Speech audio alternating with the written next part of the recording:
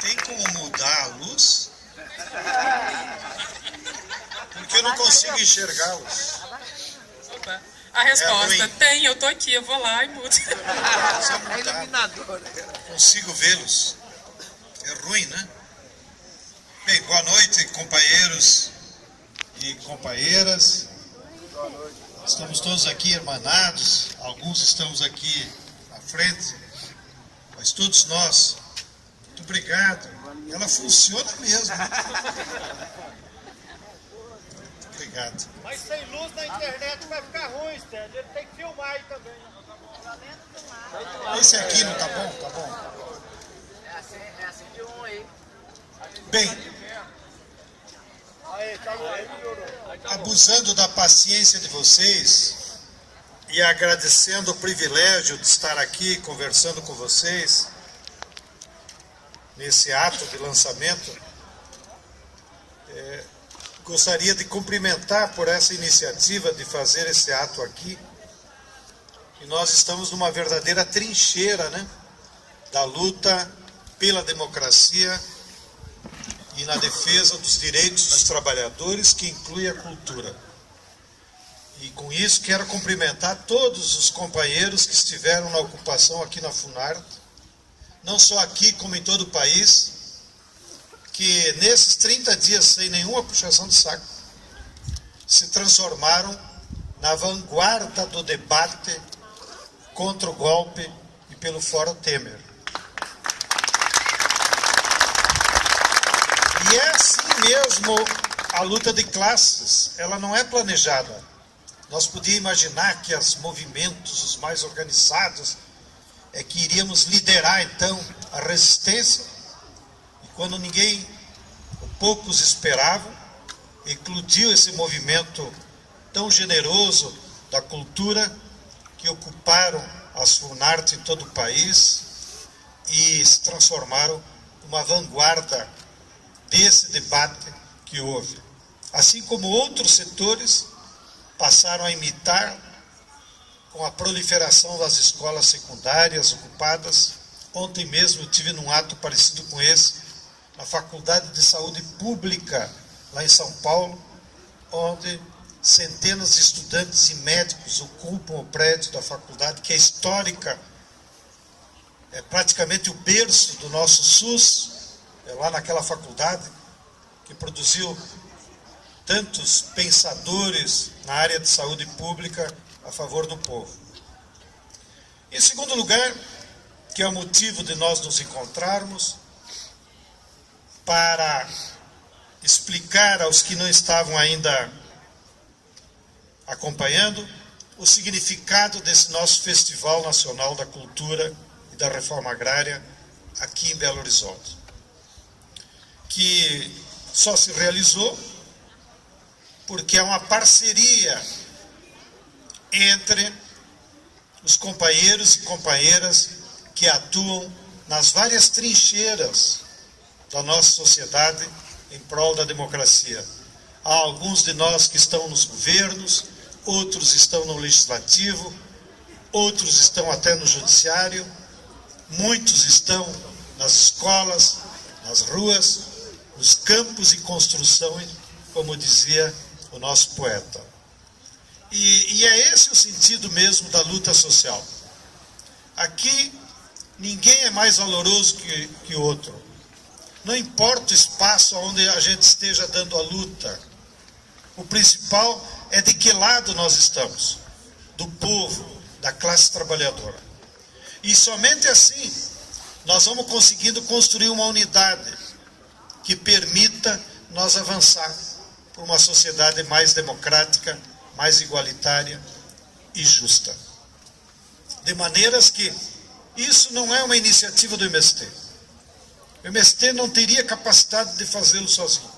Isso só é possível justamente porque centenas, milhares de companheiros e companheiras de luta, militantes, que atuam em vários espaços, se congregaram para somar esforços e viabilizar essa ideia.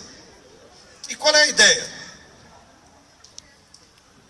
Se nós não tivéssemos planejado, que já vem de alguns meses, nós teríamos que fazê-lo agora. Veja, o Brasil vive um período da sua história muito grave. Segundo os nossos mais estudiosos, nós só vivemos crises parecidas na década de 30, depois na década de 60, que resultou no golpe de 64, e mais recentemente, que a maioria de nós já vivenciamos, a crise da década de 80, em que os economistas chamaram a década perdida, e que nós perdemos aí o nosso projeto pelo voto nas eleições de 89. Essa crise de agora é muito semelhante com aqueles outros períodos históricos. E ela é uma crise grave, porque ela tem várias dimensões ao mesmo tempo. É uma crise econômica, a economia está pedalando há 3 anos. Ela é uma crise política, que não está relacionada apenas com o desempenho dos governos, nem com a corrupção. O que se trata agora é que o Estado burguês faliu. A democracia representativa engendrada pela Revolução Francesa, que criou essa forma de Estado, faliu. E a população, como eles mesmos dizem, estou cansado de ler artigos dos intelectuais deles no jornal Valor Econômico, que é o único que eu leio deles.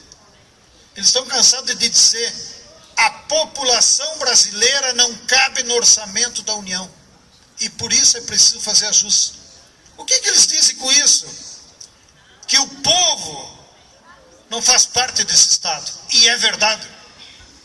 Porque é um Estado burguês, podre e falido. E o povo está de fora. Não consegue mais se representar nele. Então a crise política é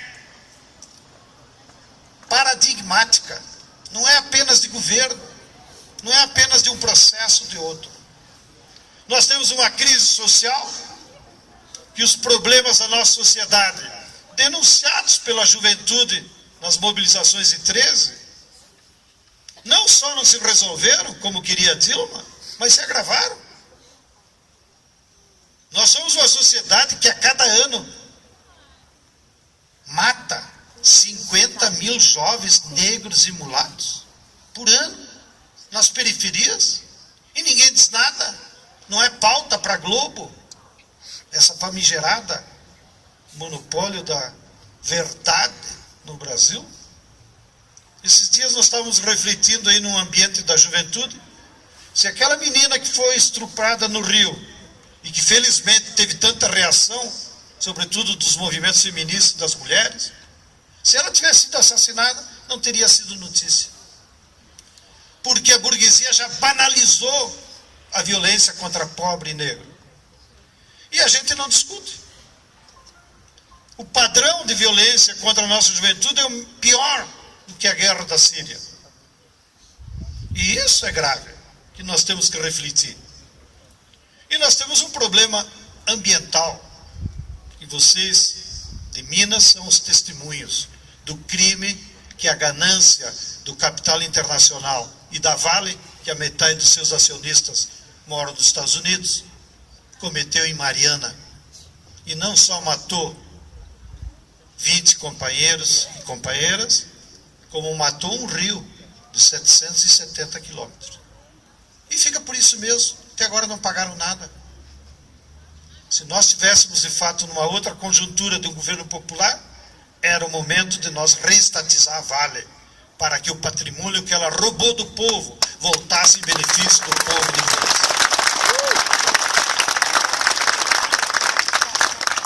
É nessas circunstâncias de crise que a burguesia apelou para um golpe fajuta, bananeiro, manipulado, achando que a saída é tirar Dilma para implementar o projeto neoliberal deles, que ficou desnudado nesses 30 dias do governo golpista do Temer. que explicitaram para a nação que os únicos dois objetivos deles era, primeiro, reimplantar o neoliberalismo, que no fundo é quem vai se apropriar dos recursos públicos. O Márcio Porchman, que é o nosso mais estudioso aí da economia brasileira, esses dias comentou, pelos cálculos que ele fez, que está em jogo 200 bilhões de reais dos recursos carimbados que estão no Estado para educação, saúde, para arte, para reforma agrária. Que a burguesia quer se apropriar disso para ela poder sair da crise. Vai sair da crise eles. Para eles reacumularem, se apropriando daquilo que nós chamamos da mais-valia social, que todo mundo paga e vai lá para o Estado. É isso que está em jogo. E, por outro lado, está em jogo, como revelou candidamente o senador Jucá, eles botarem uma pedra em cima da Lava Jato e tirarem o PMDB, o Aécio, de qualquer acusação. Felizmente, para tudo que se faz nesse mundo da política, há contradições, como nos explica a dialética. E o povo está começando a entender a natureza dos golpistas. Bem, sigo nas reflexões ainda para dizer, lá no campo, na agricultura, nós temos ainda um agravamento dessa crise, que é o domínio do agronegócio. Porém, a contradição principal do agronegócio do Brasil, além dele se apoderar das terras, da água, da biodiversidade, é que eles estão envenenando a população brasileira. Porque o agronegócio, com o seu monocultivo e os seus agrotóxicos, eles não conseguem produzir alimentos saudáveis.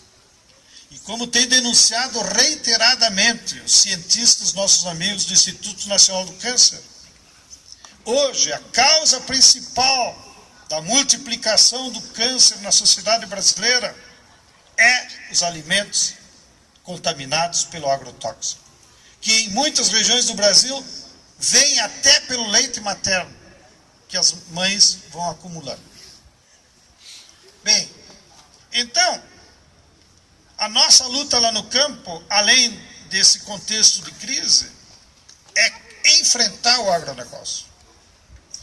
E para isso não basta mais apenas nós sair por aí ocupando o latifúndio. Nós precisamos denunciar para a sociedade e mostrar que há uma tragédia em curso que está contaminando a nossa população. E que a saída é a necessidade que nós temos de produzir alimentos sadios. E a única forma de você produzir alimentos sadios é através das técnicas da agroecologia que são utilizadas pelos agricultores familiares, assentados ou não. Então a nossa missão agora de lutadores da reforma agrária extrapola a disputa da propriedade da terra.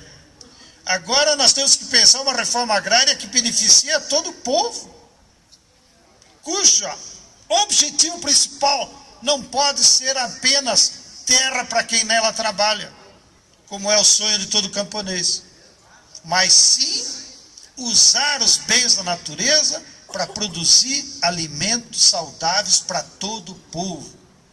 Por isso a reforma agrária não é mais camponesa, é uma reforma agrária popular, que interessa a todo o povo, através da produção de alimentos sadios. Bem, esses são os dilemas. Nós da esquerda temos que fazer uma autocrítica profunda, que eu já estou repetindo aqui. Nós estamos acostumados a fazer a disputa política apenas pela forma discursiva. Saímos pelas ruas aí, botamos um carro de som e dele discurso. Discurso não serve para nada. Pelo menos vocês aqui estão me prestando atenção, agradeço. Mas na rua não se presta atenção. Faz aquelas intermináveis discursos que ninguém dá bola. É domingana, eu gosto. Intermináveis. Até João 23, eu que sou um marxista cristão, de vez em quando tenho que apelar para a doutrina. Até o João 23 dizia, na sua época, lá na década de 60, Um discurso com mais de 15 minutos, nem o diabo escuta. Parem de pregar bobagem, ele dizia para os padres naqueles tempos bons do Vaticano II. Sejam sucintos e preguem o evangelho com o exemplo, que as palavras têm pouco valor. Então, estou dizendo isso como autocrítica, porque já estou aplicando aqui, né? O que nós temos que mudar? E os companheiros da Funarte nos ensinaram na luta contra o golpe. A forma mais prazerosa, pedagógica, didática de você defender ideias é a cultura. Foi isso que a humanidade fez ao longo dos séculos. Nas suas várias formas de manifestação, como disse o Enio, pela música, pela poesia, pelo teatro, pela pintura, pelas artes circenses, do jeito que nós estamos acostumados, pela culinária, que hoje se transformou uma trincheira também dos nossos valores, porque eles querem padronizar tudo, à la McDonald's, nesses alimentos industrializados, padronizados, que são pura merda enlatada. E a população come porque está cheio de conservante e até o gosto eles botam do que eles querem. Então, a melhor forma de nós defender as nossas ideias nesses tempos é pela cultura. Por isso que nós estamos engajados em todo o país, e me alegro que aqui em Minas se viabilizou, de produzir esses festivais de culturas, onde os nossos artistas sejam os discursadores das ideias, onde os nossos artistas sejam os mensageiros, porque através deles, além deles alimentar nossa alma, que político nenhum consegue, nem dirigente de movimento popular, eles conseguem que as ideias fiquem na nossa memória histórica. Então, o festival aqui de Belo Horizonte, que será um festival nacional pela sua participação, mas será um grande teatro da luta política, da luta das ideias, de como nós enfrentar a crise, de como nós derrotar o golpe e de como nós discutir um projeto de país, que também, me desculpem, não se trata apenas de voto a Dilma. Nós da Frente Brasil Popular estamos em diálogo permanente com ela. Tia, o mandato passado terminou, aquele que você fez aliança com o Temer, com o PMDB. Agora você vai voltar dia 17 de agosto, mas tem que ser com outro programa. Um programa discutido com a população, com os movimentos organizados. E você precisa dizer isso logo, antes que apareçam por aí fórmulas mágicas de eleições antecipadas, de eleição geral, de não sei o quê. Todo mundo agora tem uma ideia maravilhosa. A ideia maravilhosa é que nós elegemos a presidenta Dilma Rousseff por 4 anos. 54 milhões. Agora, ela precisa mudar. E nós temos dito para ela, você tem que ir o quanto antes para a televisão. E se não tiver televisão, vamos botar no Fora do Eixo aí, na Mídia Ninja, nos Jornalistas Livres, no que for, na Rede Minas. Para ela dizer ao povo, eu voltarei dia 17 de agosto e voltarei para fazer esse programa. Um programa que mude a política econômica, um programa que se comprometa com uma reforma política profunda nesse país, porque sem fazer uma reforma política não tem governante que dê conta. E um programa que estimule a participação popular em todos os atos de governo. Espero, ela está sensibilizada para isso, espero que ela venha a público o mais breve possível, lançar esse manifesto do seu compromisso com o novo governo, que é no fundo, será no fundo um governo de transição, sim, para um debate mais profundo de um projeto novo para esse país, já que nem o neoliberalismo deu certo, nem o neodesenvolvimentismo se esgotou. Então, companheiros e companheiras, eu tenho certeza que o nosso festival será um grande espaço de debate de ideias, de discutir um novo projeto para o país, mesclando cultura com ideias e com luta na rua. Bem-vindos ao nosso festival. Muito obrigado.